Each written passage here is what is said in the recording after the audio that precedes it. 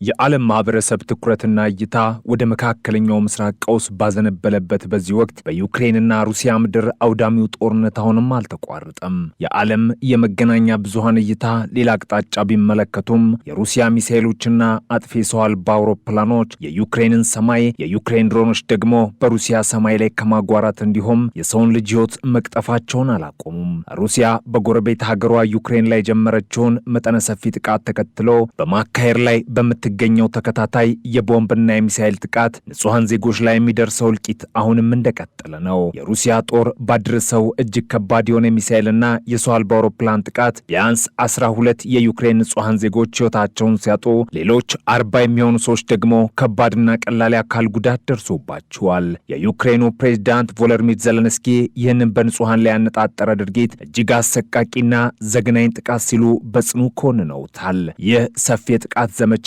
በሀገራቱ መካከል የተጀመረው ጦርነትን ተከትሎ የሩሲያ ኃይሎች የዩክሬንን መሰረተ ልማት ለማውደምና የህዝቡን ስነ ልቦና እንዲሁም የትግል ሞራል ለመስበር በማሰብ ተከታታይ የቦምብ ድብደባዎችን ሲያካሂድ ቆይቷል። ዩክሬንም በአንጻሩ ሩሲያ ለጦርነት ትጠቀምባቸዋለች ብላ የምታስባቸውን የኢኮኖሚ መሰረተ ልማቶች እያወደመች በሩሲያ ላይ ከባድ የፋይናንስ ቀውስ ማስከተሏን ቀጥላለች። የተባበሩት መንግስታት ድርጅት ያወጣው መረጃ እንደሚያመለክተው ጦርነቱ ከጀመረበት ጊዜ አንስቶ እስካሁን ባለው ጊዜ ውስጥ ከ16000 በላይ የዩክሬን ዜጎች ሕይወታቸውን አጥተዋል። የቁጥር የጦርነቱን አስከፊነትና በሰላማዊ ማህበረሰብ ላይ እያደረሰ ያለውን ከፍተኛ የሰብአዊ መብት ቀውስ በግልጽ የሚያሳይ ነው። ትናንት ሰኞ የተቃጣው ጥቃት በዋናነት በርካታ የዩክሬን ከተሞችን ኢላማ ያደረገ ነበር።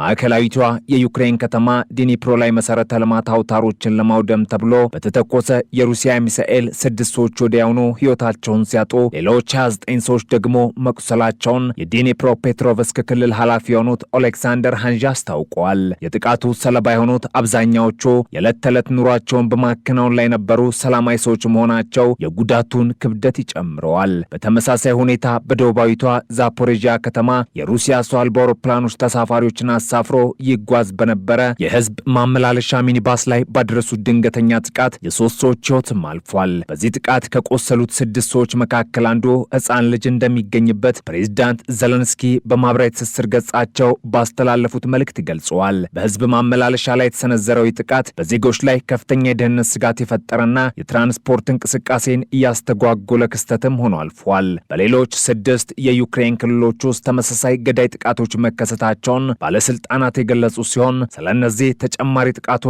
ዝርዝር መረጃ ወዲያውኑ ሊወጡም አልቻሉም። የሩሲያ ጥቃቶች በሕይወት ላይ ካደረሱት አሳዛኝ እልቂት ባሻገርም በዩክሬን የኢኮኖሚና የማህበራዊ እንቅስቃሴ ላይም ከፍተኛ የሆነ መስተጓጎልም ፈጥረዋል። በ8 የዩክሬን ክልሎች ውስጥ የሚገኙ በርካታ ነዋሪዎች በተፈጸሙት የሩሲያ ጥቃቶች ምክንያት ያለ ኤሌክትሪክ ኃይል አቅርቦት በጨለማ ውስጥ ለመቆየት ተገደዋል። ሀገራቱ በተለያዩ ጊዜያት መሰረተ ልማት ላይ የሚያደርሱትን ጥቃት እያጠናከሩ ሲሆን ይህም ከጥቃቶች የሚተርፉ ነዋሪዎችን በኢኮኖሚ እያደቀቀና ለጨለማ እየዳረጋቸውም ይገኛል። የተለያዩ የጤና ተቋማትም ቢሆኑ አገልግሎት ለመስጠት ፈታኝ እንደሆነባቸው የተለያዩ ዓለም አቀፍ መገናኛ ብዙሃን እየዘገቡ ይገኛሉ።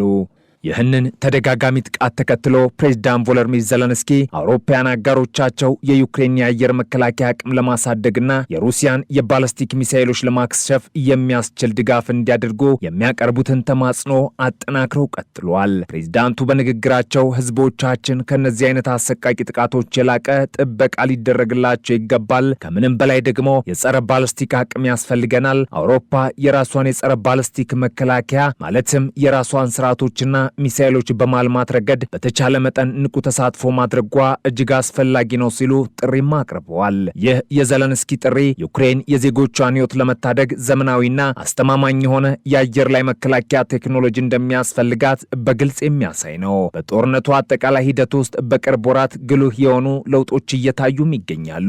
ምዕራባውያን ባለስልጣናትና ወታደራዊ ተንታኞች እንደሚያስረዱት ዩክሬን እያሰፋች የመጣችው የሰው አልባ አውሮፕላን ጥቃት በሩሲያና በሩሲያ ቁጥጥር ስር ባሉ ግዛቶች ውስጥ ከፍተኛ የነዳጅ እጥረት እንዲፈጠር ምክንያት ሆኗል። እነዚህ የዩክሬን ተከታታይ ጥቃቶች በምስራቅና በደቡብ ዩክሬን ግንባር ለሚገኘው የሩሲያ ጦር የሚደረገውን የሎጂስቲክስና የቁሳቁስ አቅርቦት መስመር በማዳከም የሩሲያን ጦር ግስጋሴ በእጅጉ እንዲከታ አድርገውታል። የጦር መሳሪያና የነዳጅ አቅርቦት መስተጓጎል የትኛውንም ወታደራዊ ዘመቻ ስኬት ጥያቄ ውስጥ የሚከት በመሆኑ የዩክሬን እርምጃ ስልታዊ ጠቀሜታ ያለው መሆኑን ተንታኞች ይገልጻሉ።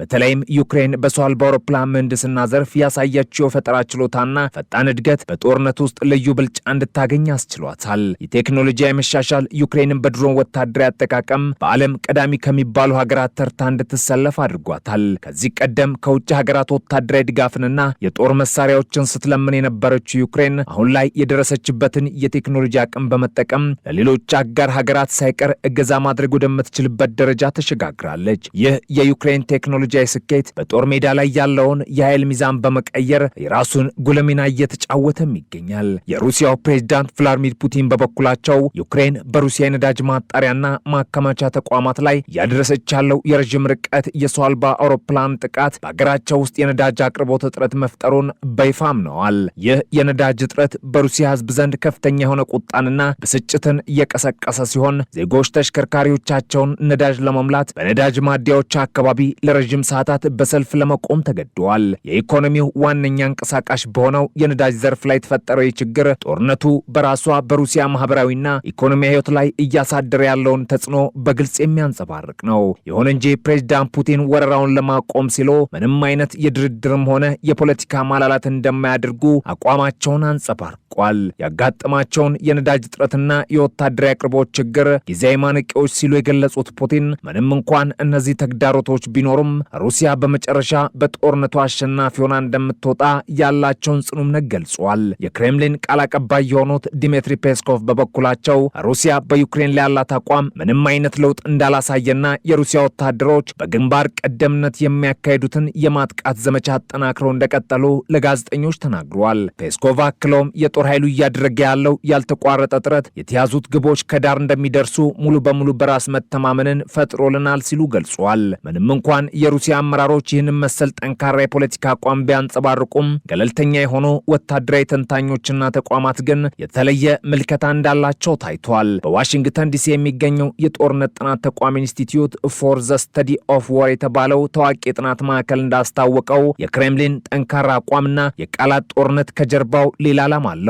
ተቋሙ የሩሲያ አመራሮች ይህንን አቋም የሚያራምዱት ምዕራባውያን ሀገራትና ዩክሬን ተስፋ ቆርጠው ለሩሲያ ፍላጎቶችና ቅድመ ሁኔታዎች እጅ እንዲሰጡ የስነ ልቦና ጫና ለመፍጠር በማሰብ ነው ይላል። የጦርነት ጥናት ተቋሙ ባወጣው ዝርዝር ትንታኔ ላይ አክሎ እንዳብራራው በ2026 የሩሲያ የጦር ሜዳ አፈጻጸምና ብቃት እያሽቆለቆለ መሄዱን ቀጥሏል። በዚህ ምክንያት ሩሲያ በወታደራዊ ኃይል የያዘቻቸውን ግቦች በሙሉ የማሳካትና የመቆጣጠር አቅሟ በእጅጉ አጠያያቂ ሆኗል። ይህ የትንታኔ መረጃ እንደሚያሳየው የጦርነቱ መራዘም የሩሲያ ወታደራዊ አቅም ከመፈተኑም በላይ በመጀመሪያ ታቅዶ የነበሩትን ስትራቴጂካዊ ግቦች ለማሳካት ከፍተኛ እንቅፋትም እየሆነባት ነው።